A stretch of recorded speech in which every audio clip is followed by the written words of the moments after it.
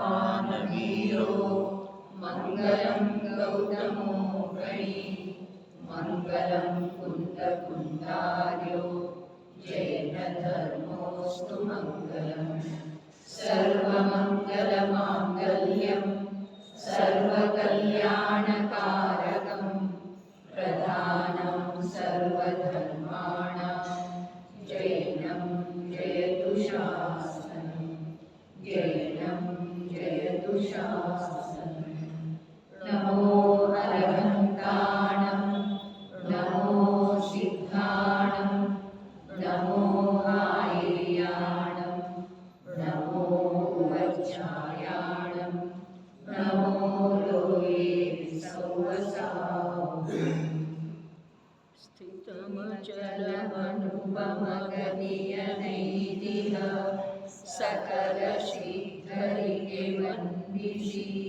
ಶ್ರುತಕೇವಲಿಗಳು ಬೇಡಿದ ಸಮಯ ಪಾಹುದವ ನಾನೀಗ ಕೇಳುವೆನು.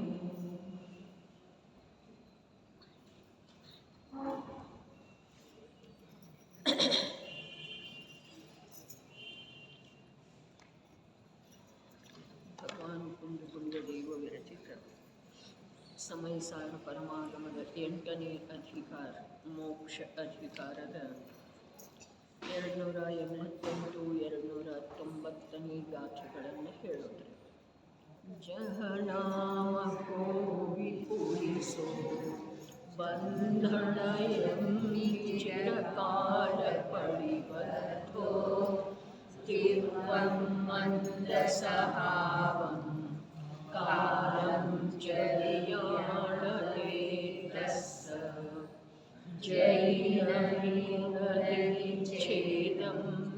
ನ ಮುಚ್ಯತೆ ತೇನ ಬಂಧನವಸೋಸಂ ಕಾಲೇನ ಉಪವಹಿತೇನ ನ ಸೋ ನರೋ ಪಾವತಿ ವಿಮುಖಂ ಏತರ ಪುರುಷನೋರ್ವ ಬಂಧನದಿ ಚಿರಕಾಲ ಪ್ರತಿಬದ್ಧನಾಗಿಹನು ಆ ತೀವ್ರ ಮಂದ ಸ್ವಭಾವಗಳ ಮತ್ತದರಂತೆ ಬಂಧನ ಕಾಲ ತಿಳಿಯುವನು.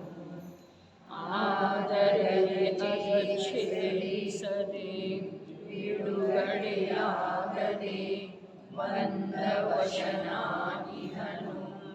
ಅದೆಷ್ಟೋ ಕಾಲ ಕಳೆದರ ಆ ಪುರುಷ ಬಂಧನದಿ ಮುಕ್ತಿಯನ್ನು ಪಡೆಯನು. ಗಾಥಾರ್ಥ ನಡೆದಿದ್ದೇವೆ. ಯಾವ ಪ್ರಕಾರ ಬಂಧನದಲ್ಲಿ ಚಿರಕಾಲ ಬಂಧಿಸಲ್ಪಟ್ಟ ಯಾವನೋ ಪುರುಷನು ಆ ಬಂಧನದ ತೀವ್ರ ಮಂದ ಸ್ವಭಾವವನ್ನು ಮತ್ತು ಕಾಲವನ್ನು, ಎಂದರೆ ಬಂಧನವು ಎಷ್ಟು ಕಾಲದಿಂದ ಇದೆ ಎಂಬುದನ್ನು ತಿಳಿದುಕೊಳ್ಳುತ್ತಾನೆ. ಆದರೆ ಒಂದು ವೇಳೆ ನ ವಿಚ್ಛೇದಂ ಕುಣದಿ ಆ ಬಂಧನವನ್ನು ತಾನು ಕತ್ತರಿಸದಿದ್ದರೆ ತೇಣ ಣ ಮುಚ್ಚದೆ ಅವನು ಅದರಿಂದ ಮುಕ್ತನಾಗುವುದಿಲ್ಲ. ಮತ್ತು ಬಂಧನವಸೋ ಸಂ ಬಂಧನಕ್ಕೆ ಒಳಗಾಗಿರುತ್ತ ಬಹುಗೇಣ ವಿಕಾಲೇನ ಅದೆಷ್ಟೋ ಕಾಲದಲ್ಲೂ ಸೋಣರು ಆ ಪುರುಷನು ವಿಮುಖಂ ಣ ಪಾವದಿ ಬಂಧನದಿಂದ ಬಿಡುಗಡೆಯ ರೂಪವಾದ ಮುಕ್ತಿಯನ್ನು ಪ್ರಾಪ್ತ ಮಾಡಿಕೊಳ್ಳಲಾರನು.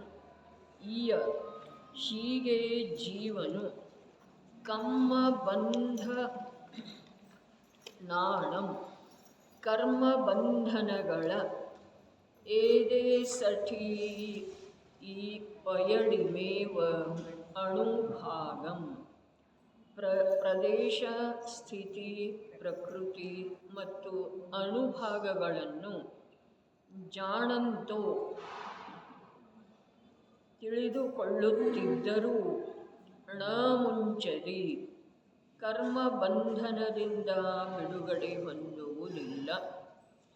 ಚೇವ ಜರಿ ಸೋ ಶುದ್ಧೋ, ಆದರೆ ಒಂದು ವೇಳೆ ಅವನು ಸ್ವತಃ ರಾಗಾದಿಗಳನ್ನು ದೂರ ಮಾಡಿ ಶುದ್ಧನಾಗುತ್ತಾನೆ, ಮುಚ್ಚರಿ, ಆಗಲೇ ಬಿಡುಗಡೆ ಹೊಂದುತ್ತಾನೆ, ಮುಕ್ತನಾಗುತ್ತಾನೆ.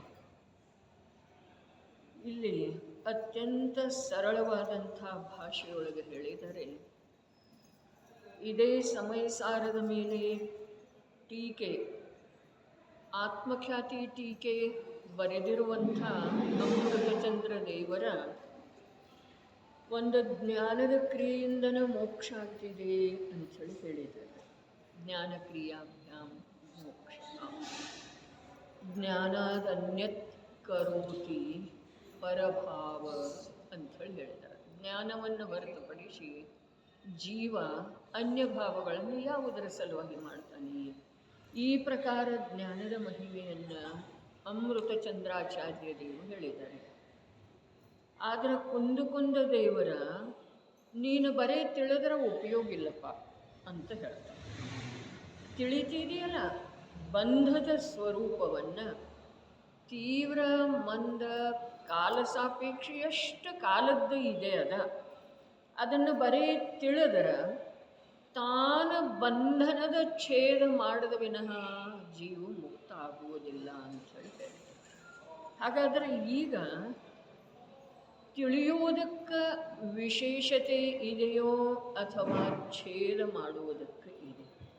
ಈ ಗಾಥೆಯ ಪ್ರಕಾರ ಸ್ಪಷ್ಟನೇ ಇದೆ. ತಿಳಿದ್ರೂ ಕೂಡ ನೀನು ಛೇದ ಮಾಡಲಿಲ್ಲ ಬಂಧನದ ಅಂತಂದ್ರೆ ನೀನು ಬಂಧನದಿಂದ ಬಿಡುಗಡೆ ಆಗುವುದಿಲ್ಲ.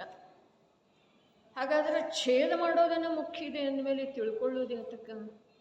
ತಿಳಿಯದ ವಿನಃ ಛೇದ ಹೇಗೆ ಮಾಡುವುದ?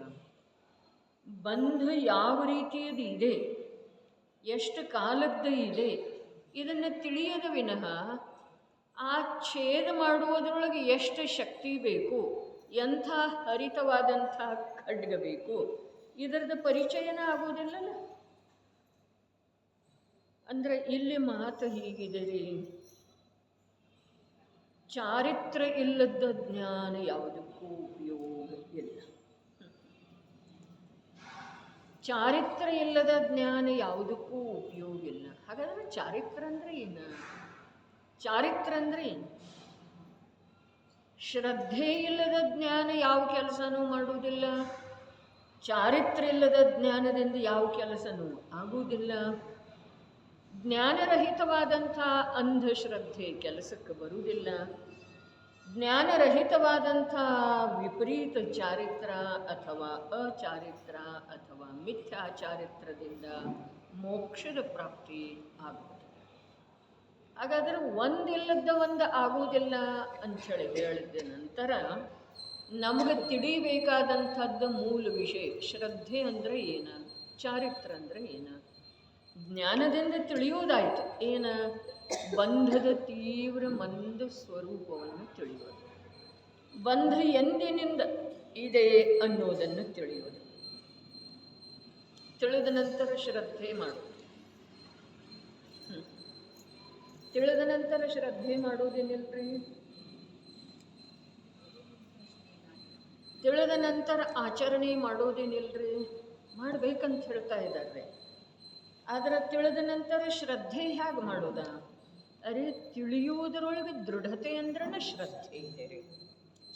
ದೃಢವಾಗಿ ತಿಳಿಯುವುದಂದ್ರನ ಶ್ರದ್ಧೆ ಇದೆ. ಮತ್ತು ತಿಳಿಯುವುದರ ರೂಪದಿಂದ ಪರಿಣಮನ ಮಾಡುವುದಂತಂದ್ರೆ ಚಾರಿತ್ರ ಇದೆ ರೀ. ತಿಳಿಯುವ ರೂಪದಿಂದ ತಿಳಿಯುವುದು ಯಾವ ಪ್ರಕಾರ ತಿಳಿಯಲಾಗಿದೆಯೋ ಆ ಪ್ರಕಾರ ಯಾರ? ಆ ಜ್ಞಾನವೇ. ಜ್ಞಾನ ಯಾವ ವಿಷಯವನ್ನು ಯಾವ ರೀತಿ ತಿಳಿದಿದೆಯೋ ಆ ರೀತಿಯಿಂದ ತಿಳಿತಾ ಇರುವುದರ ಹೆಸರನ್ನು ಚಾರಿತ್ರ ಇದೆ. ಹಾಗಾದರೆ ಬೆಳಿಗ್ಗೆ ಹೇಳಿತ್ತಲ್ಲ, ಶೋಧಿಸದೇ ಇರುವಂಥ ಜಲದ ತ್ಯಾಗ, ಕಂದ ಮೂಲಾದಿಗಳ ತ್ಯಾಗ, ರಾತ್ರಿ ಭೋಜನದ ತ್ಯಾಗ ಮಾಡೋದೇನಿಲ್ಲ.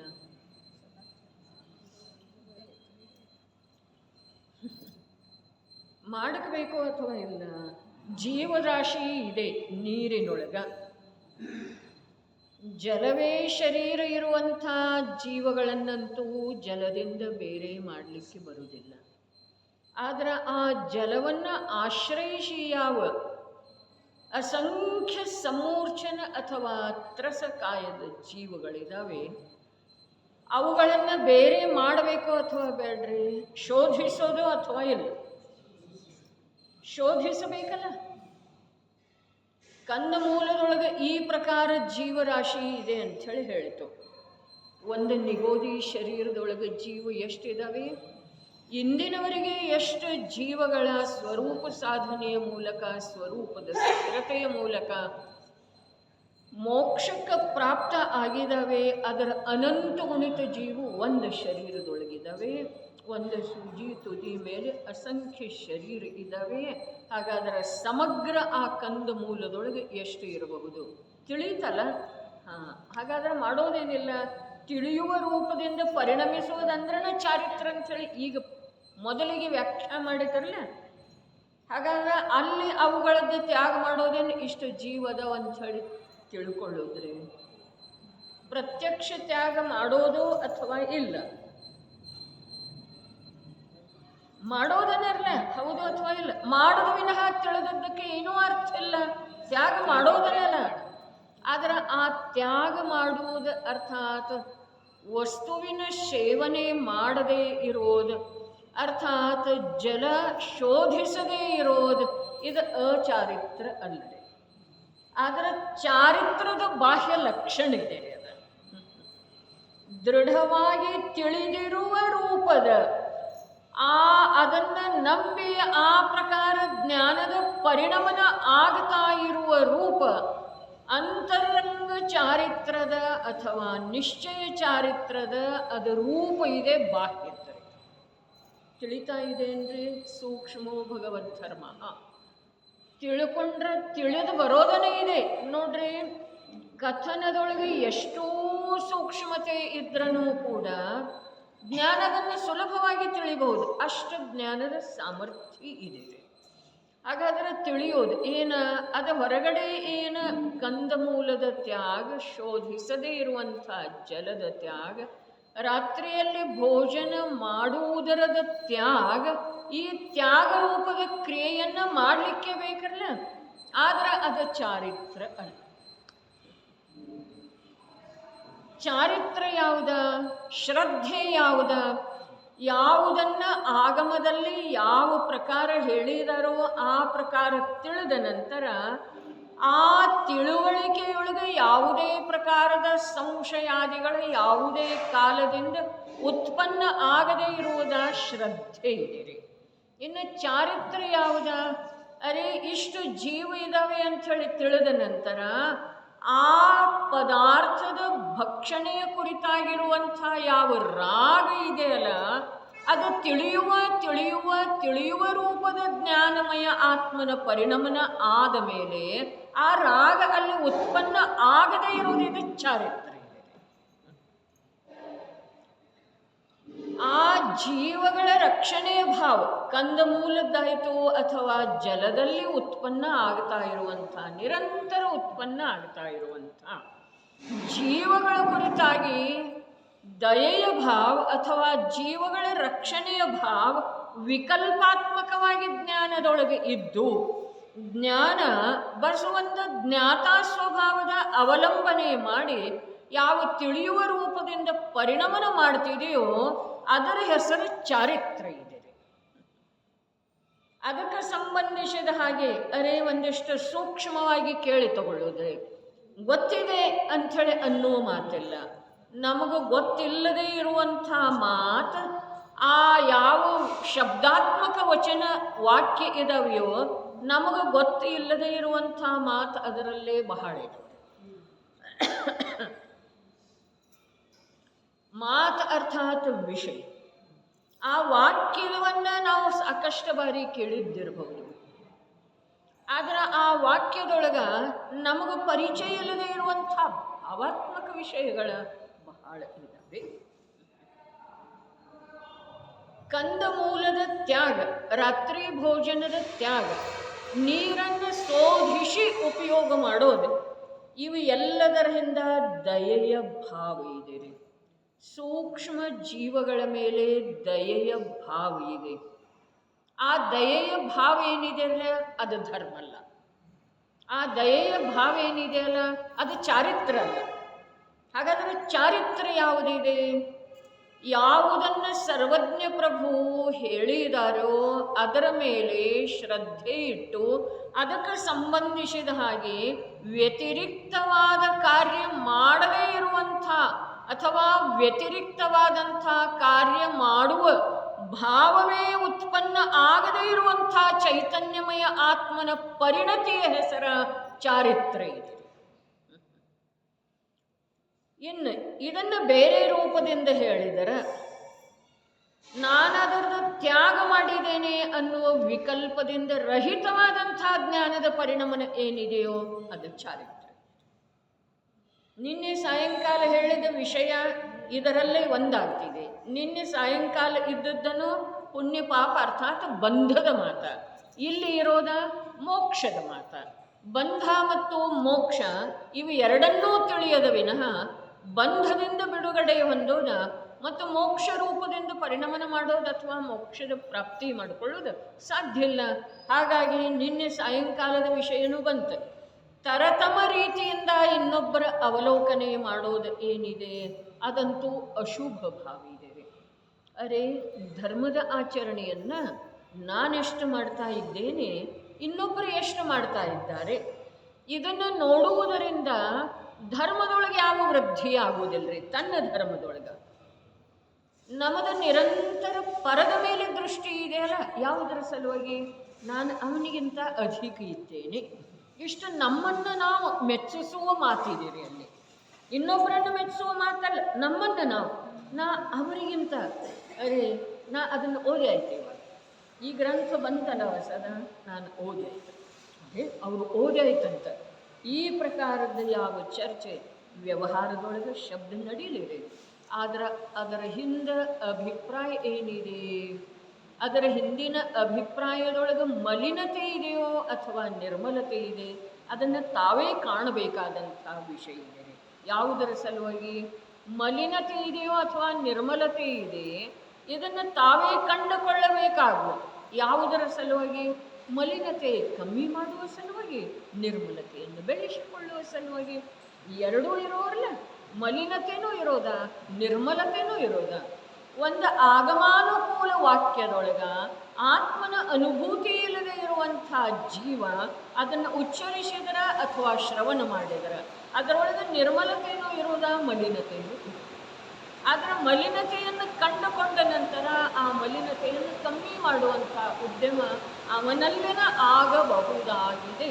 ಹೀಗೆ ತನ್ನಲ್ಲೇ ತಾನು ತನ್ನ ದೋಷದ ಅವಲೋಕನೆ ಮಾಡಿಕೊಂಡ, ತನ್ನ ದೋಷದ ನಿರಾಕರಣೆ ಮಾಡಿಕೊಂಡ, ತಾನು ನಿರ್ದೋಷ ಮಾರ್ಗದೊಳಗ ಏಕಾಕಿಯಾಗಿ ನಿರಾಲಂಬಿಯಾಗಿ ಗಮನ ಮಾಡೋದಿದೆ. ಜ್ಞಾನಿ ಗುರುಗಳು ಹೇಳಿದರು, ಬಂಧ ಮಾರ್ಗದೊಳಗೆ ಜೀವ ಏಕಾಕಿ ಇದ್ದಾನೆ, ಮೋಕ್ಷ ಮಾರ್ಗದೊಳಗೆ ಜೀವ ಏಕಾಕಿ ಇದ್ದಾನೆ. ಜೀವ ಏಕಾಕಿಯಾಗಿ ಜನ್ಮ ಧಾರಣ ಮಾಡ್ತಾನೆ. ಜೀವ ಸಮೂಹದ ಮಧ್ಯದೊಳಗೆ, ಪರಿವಾರದ ಮಧ್ಯದೊಳಗಿದ್ರೂ ಏಕಾಕಿಯಾಗಿನ ಸುಖ ದುಃಖಗಳ ಅನುಭವ ಮಾಡ್ತಾನೆ. ಅರ್ಥಾತ್ ತಾನು ಸಂಪಾದನೆ ಮಾಡಿ ತಂದಿರುವಂಥ ಕರ್ಮವನ್ನು ತಾನು ಯಾವ್ಯಾವ ಸಮಯಕ್ಕೆ ಅದು ಸ್ಥಿತಿ ಪೂರ್ಣಾಗಿ ಉದಯಕ್ಕೆ ಬರ್ತಿದೆಯೋ ಅದರ ಅನುಭವ ಏಕಾಕಿಯಾಗಿ ಮಾಡ್ತಾನೆ. ಅದರಿಂದ ಭೇದ ಜ್ಞಾನವನ್ನು ಜೀವ ಏಕಾಕಿಯಾಗಿ ಮಾಡ್ತಾನೆ. ಮತ್ತು ಆ ಭೇದ ಜ್ಞಾನದಿಂದ ಪ್ರಕಟವಾದಂಥ ಮೋಕ್ಷ ಮಾರ್ಗದ ಮೇಲೆ ಜೀವ ಏಕಾಕಿಯಾಗಿ ಗಮನ ಮಾಡ್ತಾನೆ. ಮೋಕ್ಷದೊಳಗೆ ಅನಂತ ಸಿದ್ಧರ ಜೊತೆಗೆ ಇರುವುದರೊಳಗೆ ಕೂಡ ಏಕಾಕಿಯಾಗಿ ಅನಂತ ಅತೀಂದ್ರಿಯ ಅವ್ಯಾವಾದ ಸುಖವನ್ನು ಏಕಾಕಿಯಾಗಿ ಅನುಭವಿಸ್ತಾನೆ. ಹೀಗೆ ಇದು ಏಕತ್ವ ಏನಿದೆ ಸಂಸಾರದ ನಿಯಮ ಇದೆ. ಸಂಸಾರ ಅಂದರೆ ಚತುರ್ಗತಿ ರೂಪ ಸಂಸಾರ ಅಲ್ಲ, ಸಂಸಾರದ ನಿಯಮ ಇದೆ, ಅರ್ಥಾತ್ ವಿಶ್ವದ ನಿಯಮ ಇದೆ. ಏಕತ್ವ ಏನಿದೆ 12 ಅನುಪ್ರೇಕ್ಷೆಯೊಳಗ ಒಂದು ಏಕತ್ವಾನುಪ್ರೇಕ್ಷೆ ಬರ್ತಿದೆ ಅಲ್ಲ, ಅದು ಏನಿದೆ ವಿಶ್ವದ ನಿಯಮ ಹೇಳ್ತಿದೆ. ಅದು ಅರೆ ಎಲ್ಲಿ ಹೋದ್ರೂ ಕೂಡ ನಾನು ಏಕಾಕಿ, ನನ್ನ ಜೊತೆಗಿದ್ದಾರಲ್ಲ, ಅರೆ ಜೊತೆಗಿದ್ದಾರೆ ಈ ಮಾತು ಸತ್ಯ ಇದ್ರೂ ಕೂಡ ನಿನ್ನವರೆಲ್ಲ ಅನ್ನೋದನ್ನು ನೀನು ತಿಳಿಲಿಕ್ಕೆ ಬೇಕಾಗೋ. ತಿಳಿಲಿಲ್ಲ ಅಂತಂದ್ರೆ ದುಃಖ ನಿನಗಾಗೋ. ನನ್ನವರದರನ್ರಿ ಜೊತೆಗಿರುವುದರಿಂದ. ಹಾಗಾದ್ರೆ ಜೊತೆಗಿದ್ದ ಮಾತ್ರಕ್ಕ ನನ್ನವರಂತ ಹೇಳಿ ನಂಬುವುದು ಏನಿದೆ, ಆ ನಂಬುಗೆಯ ಒಳಗ ಯಾವ ಮಿಥ್ಯಾತ್ವ ಇದೆ, ಯಾವ ಪರಾಧೀನತೆ ಇದೆ, ಆ ಪರಾಧೀನತೆಯಿಂದ ಆ ನನ್ನವರು ಇಲ್ದಿದ್ರೂ ನನ್ನವರಂತ ಹೇಳಿ ನಂಬುವ ರೂಪದ ಮಿಥ್ಯಾತ್ವದಿಂದ ನನಗೆ ವರ್ತಮಾನದಲ್ಲಿ ದುಃಖ ಆಗ್ತಿದೆ, ಭವಿಷ್ಯದಲ್ಲಿ ಅನಂತ ದುಃಖಮಯವಾದಂತಹ ಸಂಸಾರದ್ದೇ ಉಪಲಬ್ಧಿ ಆಗ್ತಿದೆ.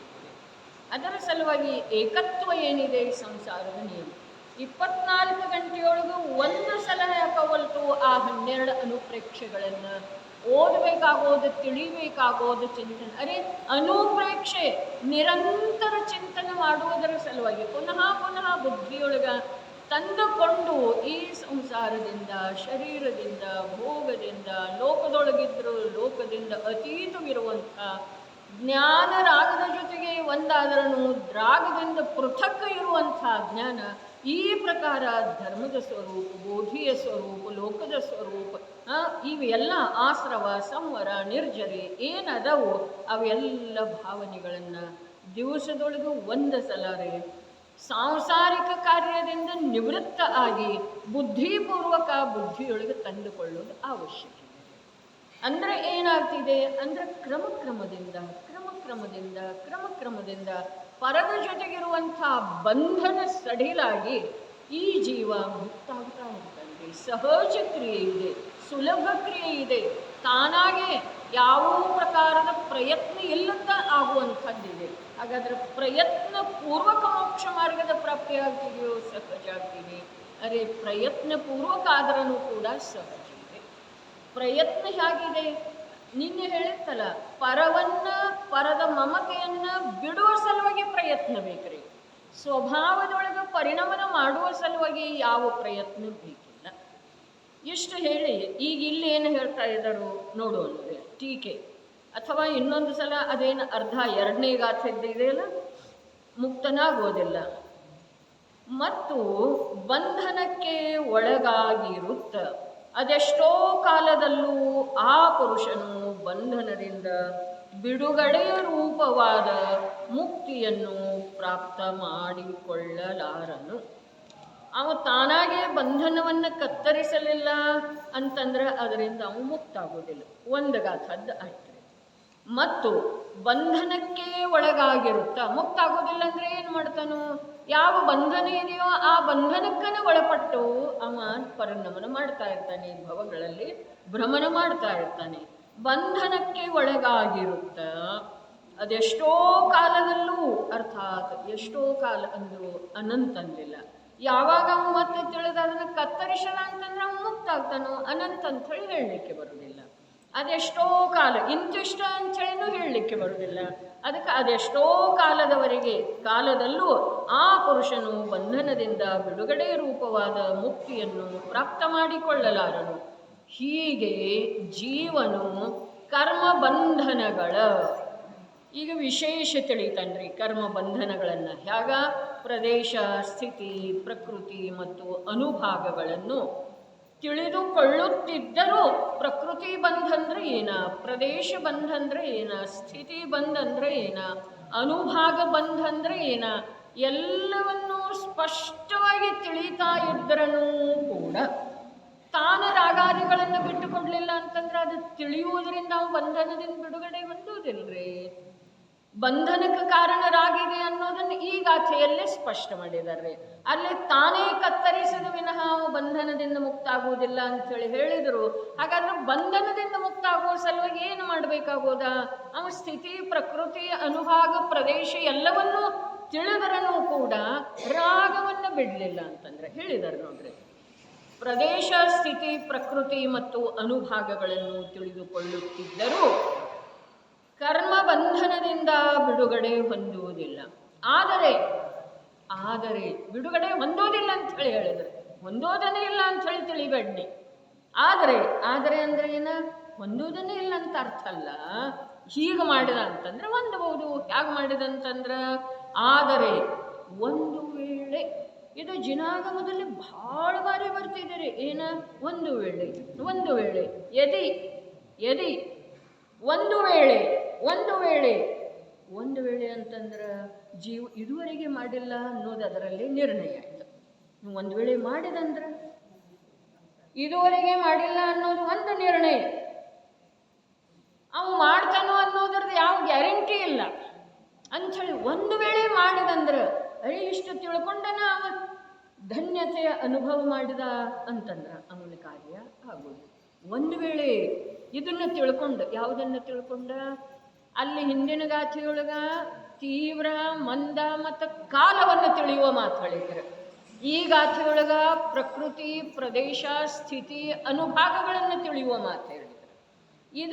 ಅದು ತಿಳಿದ್ರೂ ಅವು ತಾನಾಗೆ ಬಂಧ ಎಲ್ಲಿಯವರೆಗೆ ತುಂಡರಿಸುವುದಿಲ್ಲ, ಅಲ್ಲಿಯವರೆಗೆ ಮುಕ್ತ ಆಗುವುದಿಲ್ಲ. ಯಾವುದನ್ನು ತಿಳಿದ್ರ, ತೀವ್ರ ಮಂದ ಬಂಧಗಳನ್ನು ತಿಳಿದ್ರ, ಅಥವಾ ಅನಾದಿಯಿಂದ ಅಥವಾ ಇಷ್ಟು ಕಾಲದಿಂದ ಎಷ್ಟು ಬಾರಿ ನರಕಕ್ಕೆ ಹೋದ, ಎಷ್ಟು ಬಾರಿ ಪುನಃ ನಿಗೋದಕ್ಕೆ ಹೋದ, ಈ ಪ್ರಕಾರ ಅನಂತ ಕಾಲದ ಬಂಧನವನ್ನು ತಿಳಿದ್ರೂ ಕೂಡ ಅವ ತಾನಾಗೆ ಎಲ್ಲಿಯವರೆಗೆ ಬಂಧವನ್ನು ಛೇದಿಸುವುದಿಲ್ಲ, ಅಲ್ಲಿವರೆಗೆ ಅವನು ಮುಕ್ತ ಆಗುವುದಿಲ್ಲ. ಇಷ್ಟು ಹೇಳಿದರೆ ಈಗ ಇಲ್ಲಿ ಹೇಳ್ತಾ ಇದ್ದಾರೋ ಅವ ಕರ್ಮದ ನಾನಾ ವಿಧಗಳನ್ನು ತಿಳಿತಾನೆ. ಅರ್ಥಾತ್ ಕರ್ಣಾನುಯೋಗವನ್ನು ಸೂಕ್ಷ್ಮ ರೀತಿಯಿಂದ ಅಭ್ಯಾಸ ಮಾಡ್ತಾನೆ. ಏನ ಪ್ರಕೃತಿ ಬಂಧ, ಪ್ರದೇಶ ಬಂಧ, ಸ್ಥಿತಿ ಬಂಧ, ಅನುಭಾಗ ಬಂಧ. ಪ್ರಕೃತಿ ಬಂಧ, ಯಾವ ಪ್ರಕೃತಿ ರೂಪದಿಂದ ಬಂಧ ಆಗೋದು? ಜೀವದ ಭಾವವಿಶೇಷದಿಂದ, ವಿಕಾರಿ ಭಾವವಿಶೇಷದ ನಿಮಿತ್ತ ಪಡೆದು ಅಲ್ಲೇ ಇರುವಂಥ ಕಾರ್ಮಣ ವರ್ಗಣಗಳ ಕರ್ಮರೂಪ ಧಾರಣ ಮಾಡ್ತವ್ರಿ. ಆ ಕಾರ್ಮಣ ವರ್ಗಣಗಳ ಸಂಖ್ಯೆಯ ಹೆಸರ ಪ್ರದೇಶ ಇದೆ ರೀ. ಆಮೇಲೆ ಯಾವ ರೂಪ ಆಗ್ತವೆ ಅನ್ನೋದರ ಹೆಸರು ಪ್ರಕೃತಿ ಇದೆ ರೀ. ಎಷ್ಟು ಕಾಲದವರೆಗೆ ಇರ್ತವೆ ಅನ್ನೋದರ ಹೆಸರು ಸ್ಥಿತಿ ಇದೆ ರೀ. ಹೋಗೋ ವೇಳೆದೊಳಗೆ ಯಾವ ಪ್ರಕಾರದ ದುಃಖಕ್ಕೆ ನಿಮಿತ್ತ ಆಗ್ತವೆ ಅನ್ನೋದರ ಹೆಸರು ಅನುಭಾಗ ಇದೆ ರೀ. ಹಾಗಾದ್ರೆ ಈ ಪ್ರಕೃತಿ ಬಂಧ, ಪ್ರದೇಶ ಬಂಧ, ಸ್ಥಿತಿ ಬಂಧ, ಅನುಭಾಗ ಬಂಧ ಎಲ್ಲವನ್ನೂ ತಿಳಿದ್ರೂ ಕೂಡ ಅವ ಬಂಧನದಿಂದ ಮುಕ್ತ ಆಗೋದಿಲ್ಲ ಅಂಥೇಳಿ ಹೇಳಿದರು. ಆದರೂ ಒಂದು ವೇಳೆ ಅವೇನಾದರೂ ರಾಗವನ್ನು ಬಿಟ್ಟು ಕೊಟ್ಟ ಅಂತಂದ್ರೆ ಬಂಧನದಿಂದ ಮುಕ್ತ. ಸುಲಭ ಇದೇನು ಕಠಿಣ ಇದೆ? ಸುಲಭ ಇರುವ ವೇಳೆದೊಳಗನು ಕಠಿಣ ಇದೆ, ಕಠಿಣ ಇರುವ ವೇಳೆದೊಳಗೆ ಕೂಡ ಅತ್ಯಂತ ಸುಲಭ ಇದೆ ರೀ. ನೋಡ್ರಿ, ಕರ್ಮ ಬಂಧನಗಳ ಪ್ರದೇಶ, ಸ್ಥಿತಿ, ಪ್ರಕೃತಿ ಮತ್ತು ಅನುಭಾಗಗಳನ್ನು ತಿಳಿದುಕೊಳ್ಳುತ್ತಿದ್ದರೂ ಕರ್ಮಬಂಧನದಿಂದ ಬಿಡುಗಡೆ ಹೊಂದುವುದಿಲ್ಲ. ಆದರೆ ಒಂದು ವೇಳೆ ಅವನು ಸ್ವತಃ ರಾಗಾದಿಗಳನ್ನು ದೂರ ಮಾಡಿ ಶುದ್ಧನಾಗುತ್ತಾನೆ. ಹಾಗಾದ್ರೆ ಆ ಗಾಥೆಯೊಳಗ ತಾನ ಬಂಧನವನ್ನು ಛೇದಿಸುವ ಮಾತು ಇತ್ತು, ಕತ್ತರಿಸುವ ಮಾತಿತ್ತು. ಇದರಲ್ಲಿ ಏನಿದೆ ರೀ? ವಿಶೇಷ ಯಾವುದಿದೆ ಶಬ್ದ? ರಾಗಾದಿಗಳನ್ನು ಸ್ವತಃ ಶುದ್ಧನಾಗುತ್ತಾನೆ ಅಂದ್ರೆ ಏನ? ರಾಗಾದಿಗಳನ್ನು ದೂರ ಮಾಡ್ತಾನೆ. ರಾಗಾದಿಗಳನ್ನು ದೂರ ಮಾಡಬೇಕಾಗ್ತಿದೆ. ರಾಗಾದಿ ದೂರ ಆಗುವುದಿಲ್ಲ. ಯಾಕಂತಂದ್ರೆ ಅನಾದಿ ಕಾಲದಿಂದ ಅವುಗಳನ್ನು ಹತ್ತಿರ ತಗೊಂಡಿದ್ದಾನೆ, ಅವುಗಳ ಜೊತೆಗೆ ಏಕರೂಪ ಆಗಿದ್ದಾನೆ ಅಂಥೇಳಿ ಅವು ತಾನಾಗೇ ದೂರ ಆಗುವುದಿಲ್ಲ. ಇವನೇ ಹತ್ತಿರ ಕರ್ಕೊಂಡಿದ್ದಾನೆ ಅಂದಮೇಲೆ ಇವನೇ ದೂರ ಸರಿಸಬೇಕಾಗುತ್ತದೆ. ಅವು ತಾನಾಗೇ ಇವನ ಹತ್ತಿರಕ್ಕೆ ಬರ್ತಿದ್ದು ಅಂತಂದ್ರೆ ಅವು ತಾನಾಗೇ ದೂರ ಆಗ್ತಿದ್ದು ರೀ. ಕರ್ಮ ತಾನಾಗೇ ಬಂದಿದ್ದಾವ್ರಿ, ಅವು ತಾನಾಗೇ ಹೋಗ್ತಾವ್ರಿ. ರಾಗದ ಜೊತೆಗೆ ಇವು ಏಕರೂಪ ಆಗಿದನ್ರಿ, ರಾಗವನ್ನು ಈತ ಬಿಡಬೇಕಾಗುತ್ತೆ. ರಾಗ ಮಾಡುವುದರಿಂದ ಅಥವಾ ರಾಗದೊಳಗೆ ಏಕರೂಪ ಆಗುವುದರಿಂದ ಕರ್ಮಗಳು ಬಂದವ್ರಿ. ಇನ್ನು ರಾಗದೊಳಗೆ ಏಕರೂಪ ಆಗುವುದನ್ನು ಇವು ತಾನಾಗೇ ಬಿಟ್ಟ ಅಂತಂದ್ರೆ ಕರ್ಮಗಳು ತಾನಾಗೇ ದೂರ ಆಗಿದೆ. ಕರ್ಮಗಳನ್ನು ನಾಶ ಮಾಡುವ ಸಲುವಾಗಿ, ಕರ್ಮಕ್ಷಯ ಮಾಡುವ ಸಲುವಾಗಿ ಯಾವುದೇ ಪ್ರಕಾರದ ಉಗ್ರೋಗ್ರ ತಪಸ್ಸು ಮಾಡಬೇಕಾದಂತಹ ಅವಶ್ಯಕತೆ ಇಲ್ಲ. ಹಾಗಾದರೆ ಉಗ್ರೋಗ್ರ ತಪಸ್ಸು, ಘೋರ ತಪಸ್ಸು ಅನ್ನುವಂಥ ಶಬ್ದ ಜಿನಾಗಮಗಳಲ್ಲಿ ಯಾಕೆ ಬಂದು? ಉಗ್ರೋಗ್ರ ತಪಸ್ಸು ಮಾಡೋದರ್ಥಾತ್ ಉಗ್ರ. ಈ ಸಮಯದಲ್ಲಿ ಎಷ್ಟು ಜ್ಞಾನ ಕಠೋರ ಆಗಿದೆಯೋ ರಾಗದ ಜೊತೆಗೆ ಒಂದಾಗುವುದಿಲ್ಲ ಅಂದ್ರೆ ಆಗುವುದಿಲ್ಲ. ನಾನು ಅದರ ಜೊತೆಗೆ ಇನ್ನು ಹೊಂದಾಣಿಕೆ ಮಾಡಿಕೊಳ್ಳೋದಿಲ್ಲ ಅಂದ್ರೆ ಮಾಡಿಕೊಳ್ಳೋದಿಲ್ಲ. ಅದರ ಪ್ರಕೃತಿ ಸ್ವಭಾವ ಗೊತ್ತಾಯ್ತಲ್ಲ, ಅದರ ಶೀಲ ಸ್ವಭಾವ ಕುತ್ಸಿತ ಸ್ವಭಾವವುಳ್ಳದ್ದು ಇದೆ. ಅದು ದುಶ್ಶೀಲ ಇದೆ. ಅದನ್ನು ಸುಶೀಲ ಹೇಗನ್ನೋದು ಪುಣ್ಯ ಪಾಪ ಅಧಿಕಾರದೊಳಗೆ ಬಂದು ಹೋದದ್ದಿದೆ, ಇದು ಮೋಕ್ಷಾಧಿಕಾರ ನಡೆದದ್ದಿದೆ. ಅದು ಹೇಗಿದೆ? ಕುತ್ಸಿತ ಇದೆ. ಕುತ್ಸಿತ ಅದರ ಸ್ವಭಾವ ಕುತ್ಸಿತ ಇದೆ ಅಂಥೇಳಿ ತಿಳ್ಕೊಂಡ ಅದರ ಜೊತೆಗೆ ರಾಗ ಅಥವಾ ಸಂಸರ್ಗ ಮಾಡಬಾರದು ಅನ್ನೋದ ಶ್ರೀ ಜಿನಪ್ರಭುಗಳ ಉಪದೇಶವಿದೆ. ಹೀಗಿರುವಳೆದೊಳಗ ಆ ಕರ್ಮವನ್ನ, ಯಾವ ಕರ್ಮವನ್ನ ನೋಡ್ರಿ, ಉಗ್ರೋಗ್ರ ಅಂಥೇಳಿ ಹೇಳ್ತಲ್ಲ, ಈ ಸಮಯದೊಳಗ ರಾಗದ ಜೊತೆಗೆ ಏಕರೂಪ ಆಗೋದಿಲ್ಲ ಅಂಥೇಳಿ ಉಗ್ರ ಪುರುಷಾರ್ಥ ಕಠೋರ ನಿರ್ಣಯ ಮಾಡಿದ. ಆ ನಿರ್ಣಯದಿಂದ ಅವ ಜ್ಞಾನಮಯ ಆತ್ಮನೊಳಗನ ತನ್ನನ್ನು ಒಂದು ಮಾಡಿದ, ಅಥವಾ ಜ್ಞಾನವನ್ನು ಏಕರೂಪ ಮಾಡಿದ. ಇನ್ನು ಮುಂದಿನ ಸಮಯದೊಳಗೆ, ಅದರ ಮುಂದಿನ ಸಮಯದೊಳಗೆ ಹಾಗೇ ಉಳಿಬೇಕಾಯ್ತು ಅಂತಂದ್ರೆ ಮತ್ತೆ ಉಗ್ರ ಕಠೋರ ಪುರುಷಾರ್ಥ ಅವನಿಗೆ ಮಾಡಬೇಕಾಗುತ್ತದೆ. ಕರ್ಮನಾಶದ ಸಲುವಾಗಿ ಅಲ್ಲ, ತನ್ನಲ್ಲೇ ತಾನು ಉಳಿಯುವ ಸಲುವಾಗಿ. ಕರ್ಮನಾಶದ ಸಲುವಾಗಿ ಅಲ್ಲ, ಅದರ ರಾಗದ ಜೊತೆಗೆ ಏಕರೂಪ ಆಗದೇ ಇರುವ ಸಲುವಾಗಿ. ಇಬ್ಬರು ಮಿತ್ರರು ಇರ್ತಾರೆ, ಅವರದ್ದು ಯಾವುದೋ ತಮ್ಮ ಗುಣದೋಷಗಳನ್ನು ನೋಡಿದ ನಂತರ ಎಷ್ಟು ದಿವಸದಿಂದ ಕೂಡಿದ್ದೀರಿ, ಹೀಗೆ ಮಾಡಬೇಡ್ರಪ್ಪ ಅಂಥೇಳಿ ಯಾರಾದರೂ ಹೇಳಿದರು ಅಂತಂದ್ರೆ ಒಬ್ಬ ಏನು ಮಾಡ್ತಾರೋ, ಇನ್ನು ಸಾಕು, ನನಗೆ ಅವನ ಅಂತರಂಗನ ಗೊತ್ತಾಗಲಿಲ್ಲ, ಇಲ್ಲಿಯವರೆಗೆ ಮೋಸ ಹೋದನು, ಸಾಕು, ಇನ್ನು ಅವನ ಜೊತೆಗೆ ಮಿತ್ರತ್ವ ಸಾಧ್ಯ ಇಲ್ಲ, ನೀವೇನೇ ಹೇಳಿದ್ರೆ. ಆ ಪ್ರಕಾರ ಇಲ್ಲಿ ಜ್ಞಾನಿ ಗುರುಗಳ ರಾಗದ ಶೀಲ ಸ್ವಭಾವವನ್ನು, ಜ್ಞಾನದ ಸ್ವಭಾವವನ್ನು ತಿಳಿಸಿಕೊಟ್ಟ ನಂತರ ಮುಗೀತು. ಇವೇನು ಮಾಡ್ತಾನ್ರಿ, ನಾನಿನ್ನು ಅದರ ಜೊತೆಗೆ ಬಂದ, ಇಲ್ಲಿಯವರೆಗೆ ಅನಂತ ಕಾಲ ನಾನು ದುಃಖ ಭೋಗಿಸಿದ್ದಾಯಿತು, ಅದರ ಕಾರಣದಿಂದ ಅಲ್ಲ, ನಾನೇ ಅವನ ಜೊತೆಗೆ ಏಕರೂಪ ಆಗುವುದರಿಂದ ಅದಕ್ಕಾಗಿ ಇನ್ನು ಮೇಲೆ ನಾನು ಅವನ ಜೊತೆಗೆ ಏಕರೂಪ ಆಗುವುದಿಲ್ಲ. ಇಷ್ಟಿದ ಸಾಮಾನ್ಯ ನಿರ್ಣಯದಿಂದ ಒಂದು ಸಮಯ ಅವ ಏಕರೂಪ ಆಗಲಿಲ್ಲ. ಮುಂದಿನ ಸಮಯ, ಅದರ ಮುಂದಿನ ಸಮಯ ಕೂಡ ಏಕ ಆಗದೇ ಇರುವಂಥ ಪ್ರಸಂಗವನ್ನು ಕಾಯ್ಕೊಳ್ಳಬೇಕಾದರೆ ಉತ್ತರೋತ್ತರ ಉಗ್ರೋಗ್ರ ಪುರುಷಾರ್ಥ ಅವನಿಗೆ ಮಾಡಬೇಕಾಗುವುದು. ಅದರಿಂದ ಏನಾಗ್ತಿದೆ? ಕರ್ಮನಾಶ ಆಗ್ತಿದೆ, ತನ್ನಷ್ಟಕ್ಕೆ ತಾನೇ ನಾಶ ಆಗ್ತಿದೆ. ಯಾವುದರಿಂದ? ಅವನ ರಾಗದ ಜೊತೆಗೆ ಒಂದಾಗಲಿಲ್ಲ, ಅವನು ಉಗ್ರೋಗ್ರ ಪುರುಷಾರ್ಥದಿಂದ ರಾಗ ಮಂದಾಗ್ತಾ ಹೋಯಿತು, ಕೊನೆಗೊಮ್ಮೆ ರಾಗ ಉತ್ಪನ್ನನೇ ಆಗಲಿಲ್ಲ.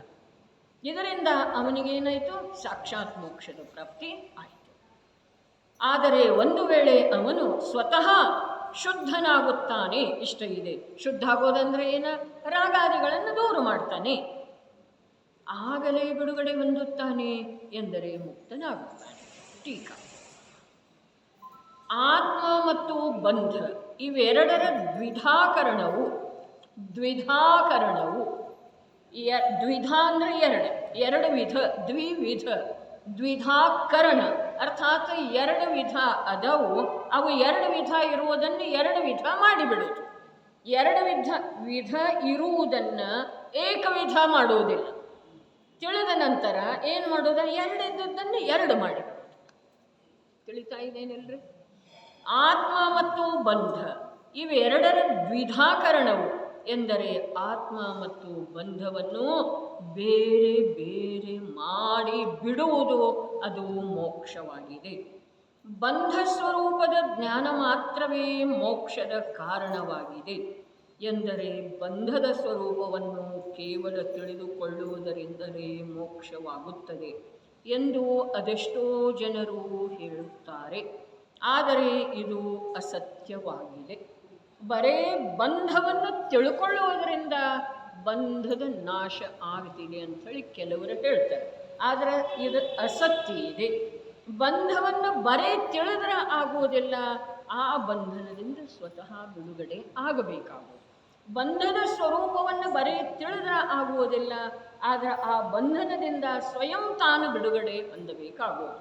ಸ್ವಯಂ ತಾನು ಅರ್ಥಾತ್ ಆ ಬಿಡುಗಡೆಯ ಸಲುವಾಗಿ ಯಾವ ಉಪಾಯವನ್ನೂ ಜ್ಞಾನಿ ಗುರುಗಳು ಹೇಳಿರದಿದ್ರನು ಬಂಧನದ ಕಾರಣ ಹೇಳಿದರೆ ಅಂದಮೇಲೆ ಆ ಕಾರಣದ ತ್ಯಾಗ ಆಯಿತು ಅಂತಂದ್ರೆ ಬಂಧನ ಆಗೋದಿಲ್ಲ.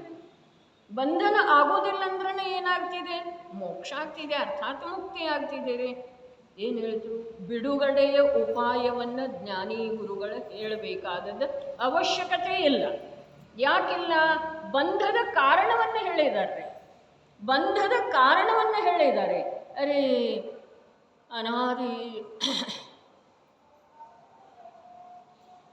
ಅನಾದಿ ಸಂಸ್ಕಾರದಿಂದ ನಿರಂತರ ಉದಿಸಿ ಬರುವಂಥ ಬಂಧದ ಕಾರಣ ಏನಿದೆ ಹೇಳಿತ್ತು ಮೊನ್ನೆ ದಿವಸ, 1-2 ದಿವಸ ಅದರದ್ದು ಆ ಜ್ಞಾನ ಕ್ರಕಚ ದಲನಾಥ್ ಅಂಥೇಳಿ ಹೇಳಿದ್ರಲ್ಲ ಅಮೃತ ಚಂದ್ರಾಚಾರ್ಯರ ಕಲಶ ಅಲ್ಲಿ ಹೇಳುತ್ತಿತ್ತು. ಅನಾದಿ ಕಾಲದಿಂದ ಅಥವಾ ಅನಾದಿ ಸಂಸ್ಕಾರವಶಾತ್ ನಿರಂತರ ಉದಿಸಿ ಬರುವಂಥ ಅಶುದ್ಧ ಭಾವಗಳೇನಿದ್ದಾವೆ ಅದರಲ್ಲಿ ತ್ರಿಕಾಲ ಜ್ಞಾನ ಜ್ಞಾನ ಜ್ಞಾನ ಜ್ಞಾನ ರೂಪದಿಂದ ಪರಿಣಮಿಸುವಂಥ ಜೀವ ಆ ಜ್ಞಾನ ಆ ರಾಗದ ಜೊತೆಗೆ ಅಥವಾ ಕ್ಷಣಿಕ ಭಾವದ ಜೊತೆಗೆ ಏಕ ಆಗೋದೇನಿದೆ ಇದು ಬಂಧದ ಕಾರಣ ಇದೆ.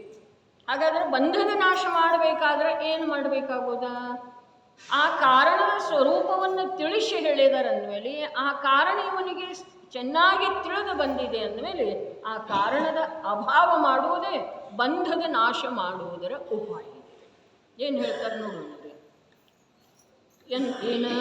ಎಂದರೆ ಬಂಧದ ಸ್ವರೂಪವನ್ನು ಕೇವಲ ತಿಳಿದುಕೊಳ್ಳುವುದರಿಂದಲೇ ಮೋಕ್ಷವಾಗುತ್ತದೆ ಎಂದು ಅದೆಷ್ಟೋ ಜನರು ಹೇಳುತ್ತಾರೆ. ಆದರೆ ಇದು ಅಸತ್ಯವಾಗಿದೆ. ಕರ್ಮದಿಂದ ಕಟ್ಟಲ್ಪಟ್ಟ ಜೀವನಿಗೆ ಬಂಧ ಸ್ವರೂಪದ ಜ್ಞಾನ ಮಾತ್ರವೇ ಮೋಕ್ಷದ ಕಾರಣವಾಗಿಲ್ಲ.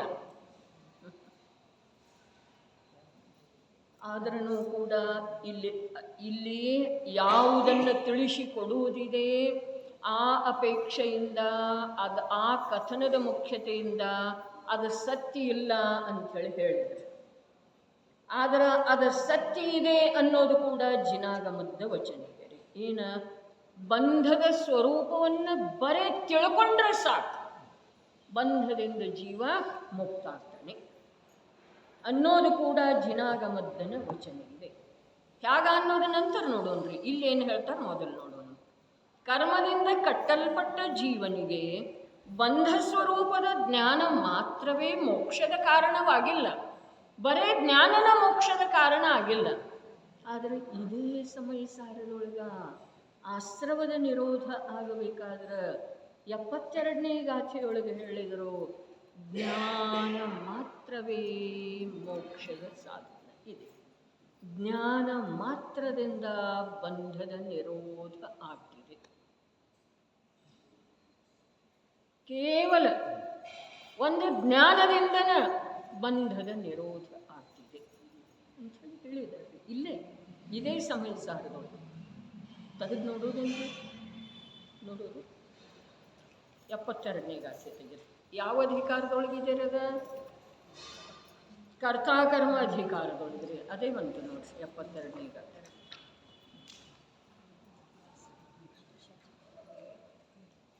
ಎಪ್ಪತ್ತ್ಮೂರನೇ ಗಾಥೆ ಯಾವುದಿದೆ? ಅಹಮೇಕೋ ಖಲು ಸುದ್ರೋ ಇದೆ. 72ನೇ ಗಾಥೆಯೊಳಗೆ ನೋಡ್ರಿ.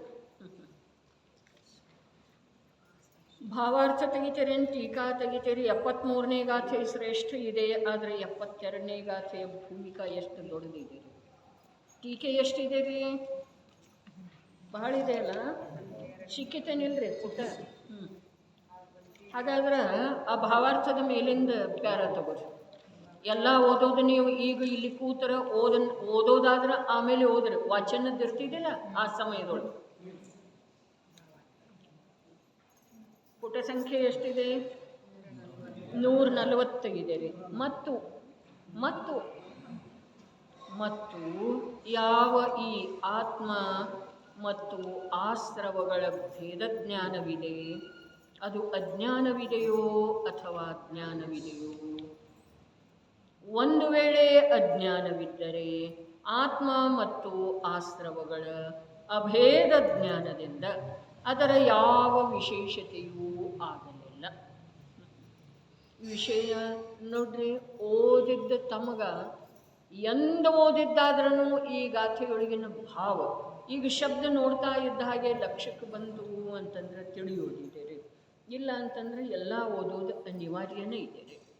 ಒಂದು ವೇಳೆ ಅಜ್ಞಾನವಿದ್ದರೆ ಏನು ಹೇಳಿದ್ರು? ಅತ್ಯಂತ ರಹಸ್ಯಮಯವಾದಂಥ ವಚನ ಇದೆ ರೀ, ಟೀಕೆ ಇದೆ. ಈ ಆತ್ಮ ಮತ್ತು ಆಶ್ರವಗಳ ಭೇದ ಜ್ಞಾನವಿದೆ, ಅದು ಅಜ್ಞಾನವಿದೆಯೋ ಅಥವಾ ಜ್ಞಾನವಿದೆ? ಒಂದು ವೇಳೆ ಅಜ್ಞಾನ ಇರ್ತಿತ್ತು ಅಂತಂದ್ರೆ ಅವೆರಡೂ ಅಭೇದನ, ಅದರೊಳಗೆ ಯಾವ ವಿಶೇಷತೆ ಇಲ್ಲ. ಇನ್ನು ಒಂದು ವೇಳೆ ಜ್ಞಾನ ಇರ್ತಿತ್ತಂದ್ರೆ ಓದೋಣ ಪೂರ.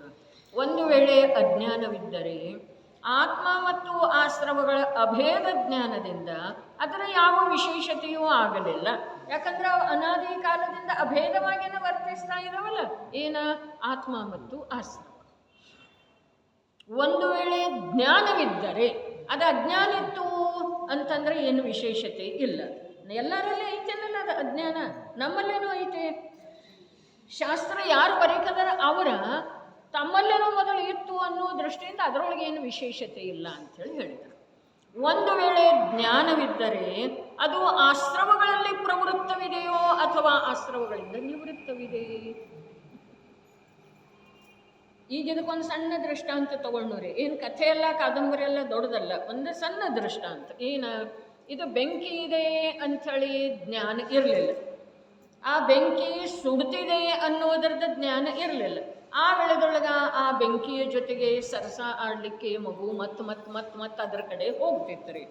ಯಾವಾಗ ಅದಕ್ಕೆ ತಾನಾಗೆ ಆ ಬೆಂಕಿಯ ಶಾಕ್, ಅರೆ ಇದು ಸುಡ್ತಿದೆ, ಇದರ ನಿಯಮದಿಂದ ಸ್ಪರ್ಶ ಮಾತ್ರ ದುಃಖ ಇದೆ ಅಂಥೇಳಿ ಅದಕ್ಕೆ ಯಾವಾಗ ತಿಳಿತಿದೆ, ಅದರ ಹೆಸರು ಜ್ಞಾನ ಇದೆ ರೀ. ಹಾಗಾದ್ರೆ ಆ ಜ್ಞಾನ ಆದ ನಂತರ ಅದು ಬೆಂಕಿಯಿಂದ ನಿವೃತ್ತ ಇದೆ, ಅದರೊಳಗೆ ಪ್ರವೃತ್ತ ಇದೆ ರೀ. ವಾವ್, ಅದು ಮಗುವಿನ ಮಾತಿದೆ ಅಂಥೇಳಿ ಹೇಳಿದ್ರಿ, ನಿಮ್ದಲ್ಲ. ಜ್ಞಾನ ಅಲ್ಲಿ ಪ್ರವೃತ್ತ ಇದೆ ಆಶ್ರವದಿಂದ. ಅರೆ ಜ್ಞಾನ, ಆತ್ಮ ಮತ್ತು ಆಶ್ರವ ಭಿನ್ನ ಇದ್ದಾವೆ ಅನ್ನೋದು ಒಂದು ವೇಳೆ ಈ ಜೀವಕ್ಕೆ ಜ್ಞಾನ ಆಯಿತು ಅಂತಂದ್ರೆ ಆ ಅಗ್ನಿಯಿಂದ ಮಗು ಯಾವ ಪ್ರಕಾರ ನಿವೃತ್ತ ಅರ್ಥಾತ್ ದೂರ ಇರ್ತಿದೆಯೋ ಆ ಪ್ರಕಾರ ಯಾವನಿಗೆ ಜ್ಞಾನ ಆಗಿದೆಯೋ, ಏನು ಜ್ಞಾನ? ಆತ್ಮ ಮತ್ತು ಆಶ್ರವಗಳ ಭಿನ್ನ ಇದ್ದಾವೆ. ಭಿನ್ನ ಹೇಗಿದ್ದಾವೆ? ಕೆಳಗಡೆ ಭಾವಾರ್ಥಗಳು ಜೈಚಂದ್ ಚಾವ್ಡ ಇಷ್ಟ ಅದ್ಭುತ ಹೇಳಿದ್ದಾರೆ. ಮೂಲ ಗಾಥೆಯೊಳಗಿರುವಂಥ ಮಾತನ್ನ ಹೇಳಿದ್ದಾರೆ. ಭಾವಾರ್ಥನು, ಆಶ್ರವಗಳು ಅಶುಚಿಯಾಗಿವೆ, ಜಡವಾಗಿವೆ, ದುಃಖಕ್ಕೆ ಕಾರಣವಾಗಿವೆ. ಮತ್ತು ಆತ್ಮನು ಶುಚಿ ಇದ್ದಾನೆ, ಜ್ಞಾನಿ ಇದ್ದಾನೆ, ಸುಖರೂಪ ಇದ್ದಾನೆ. ಹೀಗೆ ಲಕ್ಷಣ ಭೇದದಿಂದ ಎರಡನ್ನೂ ಭಿನ್ನವಾಗಿ ತಿಳಿದುಕೊಂಡು ಆಶ್ರವಗಳಿಂದ ಆತ್ಮನು ನಿವೃತ್ತನಾಗುತ್ತಾನೆ. ಹಾಗಾದರೆ ಇಲ್ಲೇನಾಯ್ತ್ರಿ? ಜ್ಞಾನ ಮಾತ್ರದಿಂದ ಆಶ್ರವದ ನಿರೋಧ ಆಯಿತು ಅಥವಾ ಇಲ್ರಿ? ಜ್ಞಾನ ಮಾತ್ರದಿಂದ. ಹಾಗಾದ್ರೆ ಜ್ಞಾನ ಯಾವುದಕ್ಕಂತಾರು?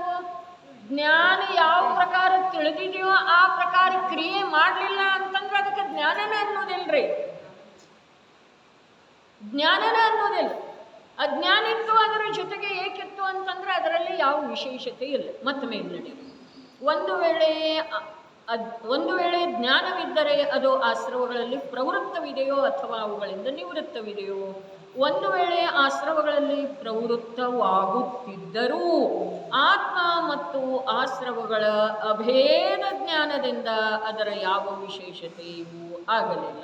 ಮತ್ತು ಒಂದು ವೇಳೆ ಆಶ್ರವಗಳಿಂದ ತಿಳಿದ ನಂತರ ಕೂಡ ಅಲ್ಲೇ ಪ್ರವೃತ್ತ ಆಗುತ್ತಿತ್ತು ಅಂತಂದ್ರೆ ಭೇದದ ಜ್ಞಾನದ ಉಪಯೋಗ ಏನಾಗಲಿಲ್ಲ. ಒಂದು ವೇಳೆ ನಿವೃತ್ತ ಆಗುತ್ತಿತ್ತು ಅಂತಂದ್ರೆ ಆ ಜ್ಞಾನನ ಆ ನಿವೃತ್ತಿಗೆ ಕಾರಣ ಇದೆ.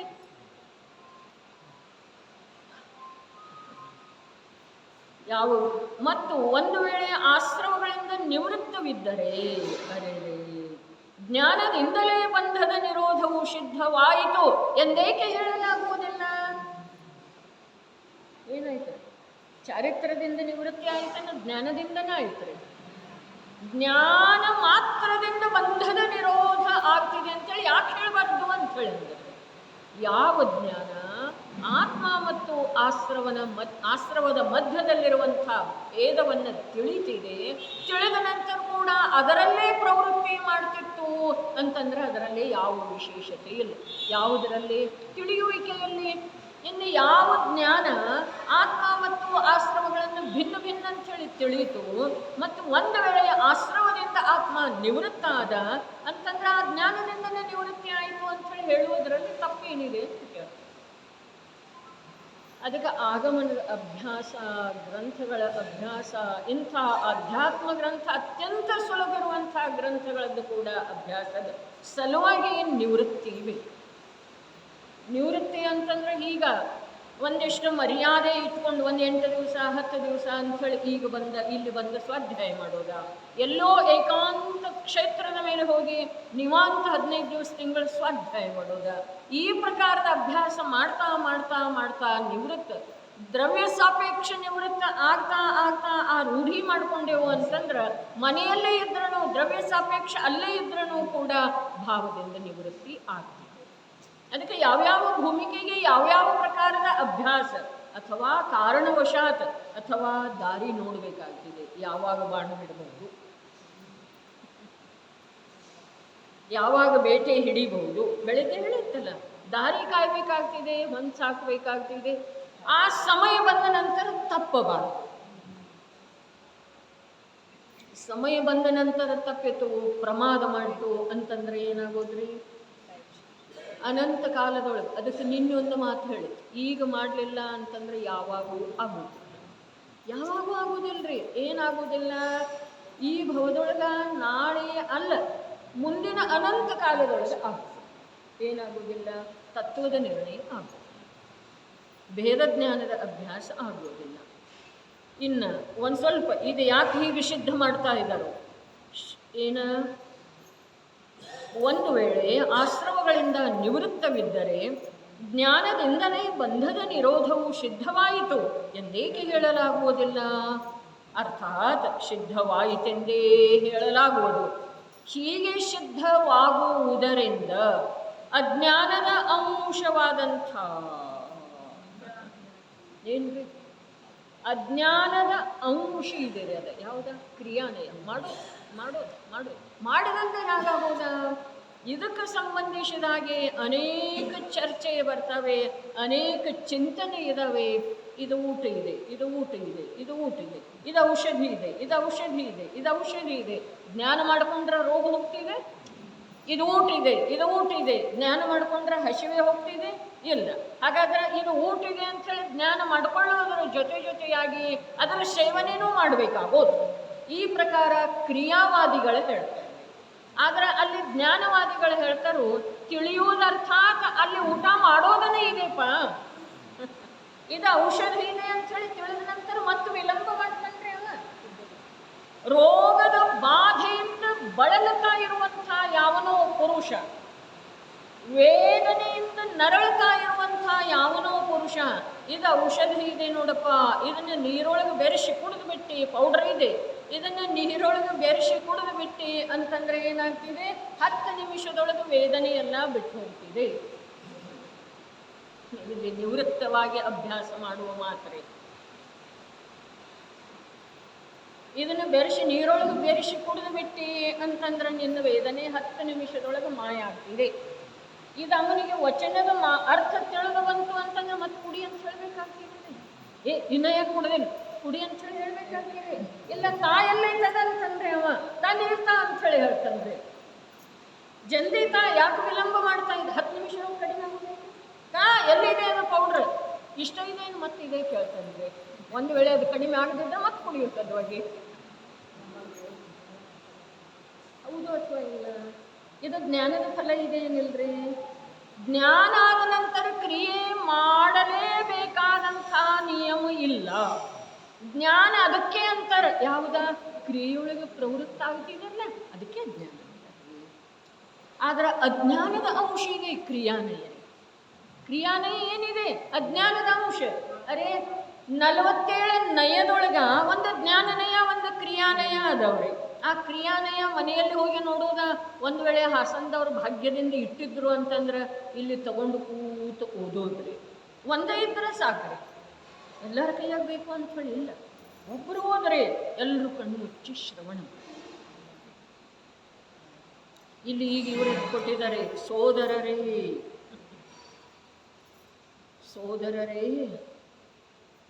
ನಿವೃತ್ತರಾಗಿ ಇದರ ಅಭ್ಯಾಸ ಮಾಡಬೇಕಾಗುವುದು. ಯಾವುದರದ? ತತ್ವದ. ದೇಹ ಮತ್ತು ಆತ್ಮನ ಭಿನ್ನತೆ ಇದ್ದ ಅದರಲ್ಲಿ ಇಲ್ಲದೆ ಅದು. ಇದು ಸಂಪದ ಇದೆ, 2ನೇ ಪದ. ಸೋದರರೇ, ನಿವೃತ್ತರಾಗಿ ಇದರ ಅಭ್ಯಾಸ ಮಾಡಬೇಕಾಗುವುದು. ದೇಹದ ಚಿಂತೆಗಿಂತ ಅನಂತ ಗುಣಿತವಾದ ಚಿಂತೆಯನ್ನು ಆತ್ಮನ ಸಲುವಾಗಿ ಮಾಡಬೇಕಾಗುವುದು ಎಂದು ಶ್ರೀಮದ್ ರಾಜಚಂದ್ರರು ಹೇಳುತ್ತಾರೆ. ಏಕೆಂದರೆ ಈ ಒಂದು ಭವದಲ್ಲಿಯೇ ಕಾರ್ಯ ಬಹಳ ದೊಡ್ಡದಿದೆ. ಒಂದು ಭೇದಜ್ಞಾನ ಒಂದು ಸಮಯದ ಮಾಡಿದ್ರೆ ಆಯ್ತು, ಈಗ ಮಾತಿಲ್ವೇ. ಕಾರ್ಯ ಬಹಳ ದೊಡ್ಡದಿದೆ. ಏನಿದೆ?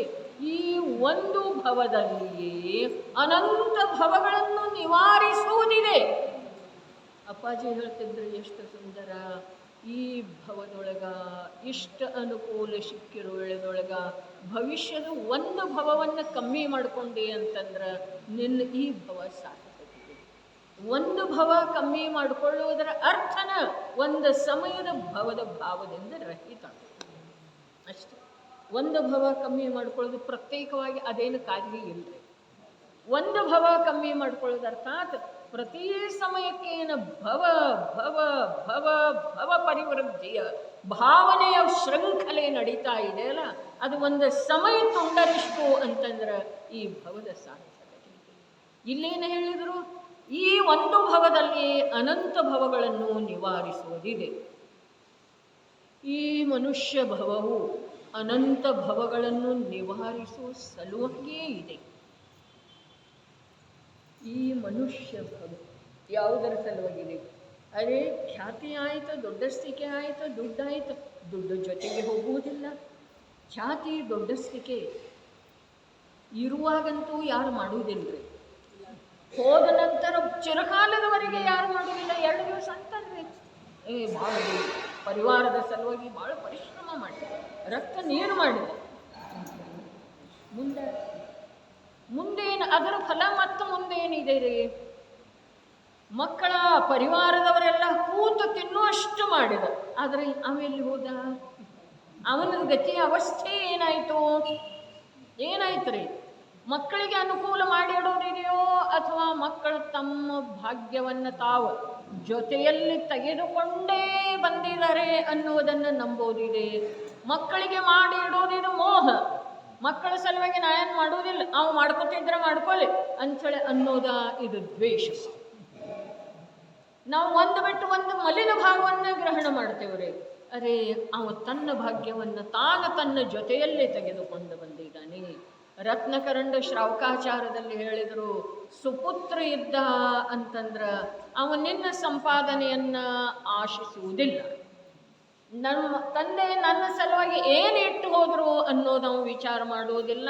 ಅವ ತನ್ನ ಯೋಗ್ಯತೆಯಿಂದ ತನಗೇನು ಬೇಕೋ ಅದನ್ನು ಸಂಪಾದನೆ ಮಾಡ್ಕೊಳ್ತಾನೆ. ಕುಪುತ್ರ ಇದ್ದ ಅಂತಂದ್ರೆ ನೀನು ಸಾಕಷ್ಟು ಸಂಪಾದನೆ ಮಾಡಿಟ್ಟಿದ್ರೂ ಕೂಡ ಅದನ್ನೆಲ್ಲ ವ್ಯಸನದೊಳಗ ಆ ಕಡೆ ಈ ಕಡೆ ಅಪವ್ಯಯ ಮಾಡಿಬಿಡ್ತಾನೆ. ನಿನ್ನ ಶ್ರಮ ಎಲ್ಲ ವ್ಯರ್ಥ ಆಗ್ತಿದೆಪ್ಪ. ಅವನು ಸುಖಿ ಆದ್ರೆ ಮಾತು ಬೇರೆ, ಆದ್ರೆ ಅವನು ಕುಪುತ್ರ ಇದ್ದ ಅಂತಂದ್ರೆ ಅವ ಹಾಗೇ ಮಾಡೋ, ನಿನ್ನ ಸಂಪಾದನೆಯನ್ನೆಲ್ಲ ಈ ಪ್ರಕಾರ ಹಾಳು ಮಾಡು. ಮತ್ತು ಅವನು ಸುಪುತ್ರ ಇದ್ದ ಅಂತಂದ್ರೆ ನಿನ್ನ ಸಂಪಾದನೆಯ ಆಶೆನ ಮಾಡುವುದಿಲ್ಲ. ಎರಡೂ ಪ್ರಕಾರದಿಂದ ಆಚಾರ್ಯ ಭಗವಂತರ ಸಂಸಾರಿ ಜೀವಕ್ಕ ಸಂಸಾರದಿಂದ ಪರಿಮುಕ್ತವಾಗುವ ತಾತ್ಕಾಲಿಕ ಉಪಾಯ ಹೇಳಿದ್ದಾರೆ. ನಾಳೆ ಮಾಡು, ನಿವೃತ್ತಿ ತಗೊಂಡು ಮಾಡು, ಅಲ್ಲಿ ಹೋಗಿ ನಿಂತು ಮಾಡು, ಹೀಗಿಲ್ಲ. ತಾತ್ಕಾಲಿಕ ಈ ಸಮಯದೊಳಗೆ ಪ್ರತಿಯೊಂದು ಜೀವ ಯಾರ ಭರವಸೆಯ ಮೇಲೇನೂ ಜನ್ಮ ತಗೊಂಡಿಲ್ರಿ. ಯಾರದೇ ಭರವಸೆಯ ಮೇರೆಗೆ ಜನ್ಮ ಧಾರಣ ಮಾಡಿಲ್ಲ. ತಮ್ಮ ಪಾಪ ಪುಣ್ಯವನ್ನು ಜೊತೆಗೆ ತಗೊಂಡು ಬಂದಿದ್ದಾರೆ. ನಾವು ಏನೇ ಮಾಡಿದ್ರೂ, ಅರೆ ಬೇಕಾದಷ್ಟು ಆಸ್ತಿ ಮಾಡಿ ಇಟ್ರೂ ಕೂಡ ಆ ಮಗನ ಶರೀರದೊಳಗೆ ಭಯಂಕರ ರೋಗನ ಇಡೀ ಜೀವನ ಪೂರ್ತಿ ಇರುವಂಥದ್ದು ಇತ್ತು ಅಂತಂದ್ರೆ ಈ ಆಸ್ತಿ ಉಪಯೋಗ ಇಲ್ಲೇ ಆಗ್ತಿದೆ, ಆಗೋದನ್ನೇ ಇಲ್ಲ.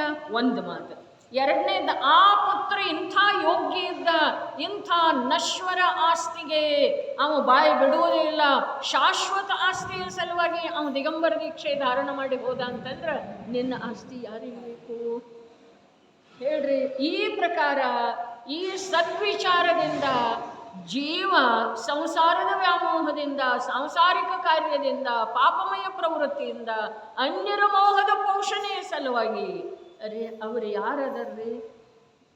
ದಿಶೆಗಳಿಂದ ಬಂದ ಪಕ್ಷಿಗಳು ವೃಕ್ಷದ ಮೇಲೆ ವಾಸಿಸುವವು, ದಿಶೆ ದಿಶೆಗಳಿಗೆ ಹೋಗುವವು ಬೆಳಗಾಗುತ್ತಿರುವಂತೆ ಕಾರ್ಯವಶದಿ. ನಾನು ಬೆಳಗಾಗುತ್ತಿರುವಂತೆ ಕಾರ್ಯವಶದಿ ಅಂತ ಇದ್ದನು, ಕಾರ್ಯವಶದಿ ಬೆಳಗಾಗುತ್ತಿರುವಂತೆ. ಯಾವ ಪಕ್ಷಿಗಳು ವೃಕ್ಷದ ಮೇಲೆ, ಅದನ್ನೇ ಕಾರ್ತಿಕೇಯನು ಪ್ರೇಕ್ಷೆಗಳಿಗೆ ಹೇಳಿದ್ರು, ಕುಲರೂಪದ ವೃಕ್ಷದ ಮೇಲೆ ನಾನಾ ಗತಿಗಳಿಂದ ಬಂದಿರುವ ಪಕ್ಷಿ ರೂಪದ ಜೀವಗಳ ಏಕತ್ರಿತಾಗಿದ್ದಾವೆ. ನಾನಾ ಗತಿಗಳಿವೆ. ಅರೆ ಅದನ್ನು ಸ್ವಾಮೀಜಿ ಇಷ್ಟು ಸ್ಪಷ್ಟ ಹೇಳ್ತಾರೆ. ಕೊಳೆತಿರುವಂಥ ಸತ್ತು ಹೋಗಿರುವ ನಾಯಿಯ ಶರೀರದೊಳಗಿಂದ ಬಂದಿದೆ, ಅದು ನಿನಗೆ ಮಗ ಆಗಿದೆ, ನೀನು ಅದರ ಮೇಲೆ ರಾಗ ಮಾಡ್ತಾ ಬಂದಿರಬಹುದಲ್ಲ. ಬಂದಿರುವುದರಲ್ಲಿ ಆಶ್ಚರ್ಯ ಏನಾದರೂ ಇದೆ, ಸಂದೇಹ ಏನಾದರೂ ಇದೆ ಅಂದರೆ ಇಲ್ಲ. ಅರೆ ನಿಕೃಷ್ಟವಾದಂಥ ಆ ಸೂಕರದ ಭವದಿಂದ ಬಂದಿದೆ, ಅಲ್ಲಿಂದ ಸತ್ತ, ಇದನ್ನು ನೀನು ಈಗ ರಾಗ ಮಾಡ್ತಾ. ಎಷ್ಟು ಸ್ಪಷ್ಟವಾಗಿ ಸಂಸಾರದ ಚಿತ್ರಣವನ್ನು ನಮ್ಮ ಎದುರಿಗೆ ತೋರಿಸಿಕೊಟ್ರೂ ಕೂಡ ಈ ಹಾಳಾದ ಮೋಹ ಹೋಗ್ತಾನೆ ಇಲ್ಲ, ಹೋಗೋದನ್ನ ಇಲ್ಲ. ಹಾಳಾದ ಮೋಹವನ್ನು ಹಾಳು ಮಾಡುವ ಮೋಹ ನಮ್ಮನ್ನು ಹಾಳಿಗೆ ಹಚ್ಚನೆ ಅದು ಹೋಗೋದ್ರೆ, ಎಲ್ಲಿ ಹಾಳಿಗೆ ಹಚ್ಚಿ ಅದು ಯಾವಾಗ ಶ್ವಾಸ ತಗೊಳ್ಳೋದ, ನಿಗೋದದೊಳಗೆ ಒಯ್ದು ಎಸದನ. ಅಲ್ಲಿ ಅದರದ ಕಾರ್ಯ ಏನಿಲ್ಲ. ಅಲ್ಲಿ ಇನ್ನೇನು ಮಾಡೋದಲ್ಲ, ನೀನೇ ಮಾಡೋದ, ನೀನೇ ತಿನ್ನೋದ, ನೀನೇ ಬೋಗ್ಸೋದ, ನೀನೇ ಇಲ್ಲ. ಒಂದು ಸಮಯದೊಳಗೆ ಮಾಡೋದು ಬೋಗ್ಸೋದು ಎಲ್ಲ ಇದೆ ರೀ. ಅಲ್ಲಿ ಭಾಳ ಫಾಸ್ಟ್. ಇಲ್ಲಿ ಕೆಲವರಿಗೆಲ್ಲ ಭಾಳ ಫಾಸ್ಟ್ ಅಂಥೇಳಿ ಆನಂದ ಆಗ್ತಿದೆಯಲ್ಲ, ಹಾಗಾದ್ರೆ ಅಲ್ಲಿ ಒಂದು ಸಮಯದೊಳಗೆಲ್ಲ ವಿಕೃತ ಭಾವ ಮಾಡೋದ ಅದರ ಫಲವನ್ನೂ ಭೋಗಿಸು. ಭಾವ ಕಲಂಕದ ಪ್ರಚುರತೆಯಿಂದ ಜೀವಗಳು ನಿಗೋದಾವಾಸವನ್ನು ಇನ್ನೊಂದ್ಸಲ ಓದೋಣ. ಏಕೆಂದರೆ ಈ ಒಂದು ಭವದಲ್ಲಿ ಅನಂತ ಭವಗಳನ್ನು ನಿವಾರಿಸುವುದಿದೆ. ಈ ಮನುಷ್ಯ ಭವವು ಅನಂತ ಭವಗಳನ್ನು ನಿವಾರಿಸುವ ಸಲುವಾಗಿ ಇದೆ. ಅನಂತ ಭವಗಳ ಜನ್ಮ ಮರಣಗಳನ್ನು ಒಂದು ಭವದಲ್ಲಿ ನಿವಾರಿಸುವುದು ಇದೊಂದು ಅಲೌಕಿಕ, ಅಸಾಧಾರಣ, ಅದ್ಭುತ ಕಾರ್ಯವಿದೆ. ಪ್ರಭು ಈ ಕಾರ್ಯವನ್ನು ಈ ಭವದಲ್ಲಿ ಮಾಡದಿದ್ದರೆ ಅನಂತ ಭವಗಳಲ್ಲಿ ಅನಂತ ಜನ್ಮ ಮರಣಗಳ ದುಃಖವನ್ನು ಭೋಗಿಸಬೇಕಾಗುವುದು. ಇಲ್ಲಿಂದ ಸತ್ತು ಎಲ್ಲಿಗೆ ಹೋಗಬೇಕು ಎಂಬುದರ ಅರಿವಿದೆಯೇನು? ಎಲ್ಲಿಗೆ ಹೋಗಬೇಕಾಗಿದೆ, ಹೋಗೋದು ಅನಿವಾರ್ಯ ಇದೆ ಅನ್ನೋದರದ್ದು ನಿನಗೇನ್ರಿ ಪ್ರಜ್ಞೆ ಇದೆಯನ್ನ, ಅರಿವಿದೆಯನ್ನ, ಎಚ್ಚರ ಇದೆಯನ್ನ? ಏನ ಇಲ್ಲಿಂದ ಸತ್ತು ಎಲ್ಲಿಗೆ ಹೋಗಬೇಕಾಗಿದೆ ಎಂಬುದರ ಅರಿವಿದೆಯೇನು? ಅಯ್ಯ, ಎಲ್ಲೋ ನರಕ ನಿಗೋದ ತಿರಿಯಂಚದಲ್ಲಿ ಹೊರಟು ಹೋಗಬೇಕಾಗುವುದು. ಮತ್ತು ಇದೇ ಭವದಲ್ಲಿ ಯಾರದು ತ್ರಸ ಪರ್ಯಾಯದಲ್ಲಿರುವ ಸ್ಥಿತಿಯು ಪೂರ್ಣವಾಗುವುದು. ತ್ರಸ ಪರ್ಯಾಯದಲ್ಲಿರುವ ಸ್ಥಿತಿ ಕಿಂಚಿತ ನ್ಯೂನ 2000 ಸಾಗರವಿದೆ. ಒಂದು ವೇಳೆ ಇದೇ ಭವದೊಳಗೆ ಆ ತ್ರಸದಲ್ಲಿ ಇರುವ 2000 ಸಾಗರ ಪೂರ್ಣ ಆಯಿತು ಅಂತಂದ್ರೆ ಏನು ಮಾಡೋದ? ಸ್ಥಾವರದೊಳಗೆ ಹೋಗಲೇಬೇಕಾಗೋದು, ಏಕೇಂದ್ರಿಯದೊಳಗೆ ಹೋಗಲೇಬೇಕಾಗೋದು. ಏಕೇಂದ್ರಿಯದೊಳಗ ಮನುಷ್ಯ, ಜೈನ, ವ್ರತಿ ಹೋಗೋದ್ರೊಳಗೆ ಯಾವ ಆಶ್ಚರ್ಯನೂ ಇಲ್ಲ. ವ್ರತಿ ಜೈನ ಅಂದರೆ ಬರೀ ಜೈನ ಕುಲದೊಳಗೆ ಹುಟ್ಟಿದವಲ್ಲ, ಜೈನಾಚಾರವನ್ನು ನಡೆಸ್ತಾ ಇರುವಂಥ ಆಶ್ಚರ್ಯ ಏನೂ ಇಲ್ಲರಿ. ಎಲ್ಲ ಭಾವದ ಮೇಲೆ ಇದೆ. ಕೊನೆಯ ಭವ ಇತ್ತು ಅಂತಂದರೆ ಇವು ಎಲ್ಲ ಮಾಡ್ತಾ ಇದ್ರೂ ಅದರೊಳಗೆ ಒಂದು ಸ್ವಲ್ಪನೂ ಜ್ಞಾನ ಅಥವಾ ಶ್ರದ್ಧೆ ಇರುತ್ತೆ. ಹೀಗೆ ಅನೇಕ ಜೀವಗಳು ನಮ್ಮ ತಮ್ಮ ದೃಷ್ಟಿಯೊಳಗೆ ಬಂದಿದ್ದಾವೆ. ನಾವಿದ್ದೇವೆ ಅಂಥೇಳಿ ಹೇಳೋದು ಬೇಡ. ನಮ್ಮ ತಮ್ಮ ದೃಷ್ಟಿಯೊಳಗೆ ಬಂದಿದ್ದರು. ಅರೆ ಧರ್ಮದ ಕಾರ್ಯ ಮಾಡ್ತಾ ಇರ್ತಾರೆ, ಯಥಾವತ್ತಾಗಿ ಮಾಡ್ತಾ ಇರ್ತಾರೆ, ಮಡಿ ಮಾಡ್ತಾರೆ, ನೌಟಿ ಮಾಡ್ತಾರೆ, ವ್ರತ ಮಾಡ್ತಾರೆ, ನೌಟಿ ಮಾಡ್ತಾರೆ, ಉಪವಾಸ ಮಾಡ್ತಾರೆ. ಆದರೂ ಕೂಡ ಯಾವುದೇ ಪ್ರಕಾರದಿಂದ ಧರ್ಮದ ಶಬ್ದದ ಅಥವಾ ಕ್ರಿಯೆದ ಪ್ರಭಾವನ ಅವ್ರ ಮೇಲೆ ಆದಕ್ಕಾಗಿ ಕಾಣುವುದಿಲ್ಲ, ಆಗಿರುವುದೇ ಇಲ್ಲ. ಮಾಡ್ತಾನೇ ಇರ್ತಾರೆ. ಹಾಗಾದರೆ ಅವರು ಶುಭಗತಿಗೆ ಹೋಗ್ತಾರೆ? ನಾನು ವಿಚಾರ ಮಾಡೋದು. ಅಯ್ಯ, ಇದೇ ಭವದಲ್ಲಿ ಯಾರದು ತ್ರಸಪರ್ಯಾಯದಲ್ಲಿರುವ ಸ್ಥಿತಿಯು ಪೂರ್ಣವಾಗುತ್ತಲಿದೆ ಮತ್ತು ಅವನು ಆತ್ಮಾನುಭೂತಿ, ಭೇದಜ್ಞಾನ, ಸಮ್ಯಕ್ ದರ್ಶನ ಮೊದಲಾದವುಗಳ ಕಾರ್ಯ ಮಾಡದಿದ್ದರೆ ನೇರವಾಗಿ ನಿರೋಧದಲ್ಲಿ ಹೊರಟು ಹೋಗುವನು. ಯಾರದ ಶಾಪ ಅಲ್ರಿ, ತಾನಾಗೇನೋ ತನ್ನ ಕಾರ್ಯದಿಂದ ಹೊರಟು ಹೋಗ್ತಾನೆ. ತ್ರಸ ಪರ್ಯಾಯದಲ್ಲಿರುವ ಉತ್ಕೃಷ್ಟ ಸ್ಥಿತಿಯು 2000 ಸಾಗರದಿಂದ ಸ್ವಲ್ಪ ಅಧಿಕ, ಸಾಧಿಕರೇ ನ್ಯೂನಲ್ಲಿ ಸಾಧಿಕ. ಈ 2000 ಸಾಗರದ ಸ್ಥಿತಿಯು ಪೂರ್ಣವಾದ ನಂತರ ಮಿಥ್ಯಾದೃಷ್ಟಿಯು ನಿಯಮದಿಂದ ನಿಬೋಧದಲ್ಲಿ ಎಂದರೆ ಏಕೇಂದ್ರಿಯದಲ್ಲಿ ಹೊರಟೋಗುತ್ತಾನೆ. ಬಹುಶಃ ಈ ಮಧ್ಯ ಪಂಚೇಂದ್ರಿಯದಲ್ಲಿ ಉಳಿದರೆ 1000 ಸಾಗರ ಉಳಿಯುತ್ತಾನೆ. ಮತ್ತು ಸಮಗ್ರವಾಗಿ ತ್ರಸದಲ್ಲಿರುವ ಹೆಚ್ಚೆಂದರೆ ಹೆಚ್ಚು ಸಮಯವೆಂದರೆ 2000 ಸಾಗರವಿದೆ. ಇದರದೆಲ್ಲ ಅಭ್ಯಾಸ ನಿಧಾನವಾಗಿ ಮಾಡಬೇಕಾಗೋದು. ಇವೆಲ್ಲ ವಿಷಯಗಳನ್ನು ನಿಧಾನವಾಗಿ ತಿಳ್ಕೊಳ್ಬೇಕಾಗೋದು. ನಿಧಾನವಾಗಿ ಅರ್ಥಾತ್ ಅದರದ ಪ್ರಯೋಜನ ಅಂತರಂಗದೊಳಗೆ ಆಗುವ ಹಾಗೆ ಓದೋದು ತಿಳ್ಕೊಳ್ಳೋದು ಅವಶ್ಯಕತೆ. ಸಮಯ ಇದೆ, ಓದಿ ನೋಡೋದು. ಎಲ್ಲ ಗ್ರಂಥ ಭಾಗ್ಯದಿಂದ ತಮ್ಮ ಕೈಯೊಳಗೆ ಅದಾವೆ.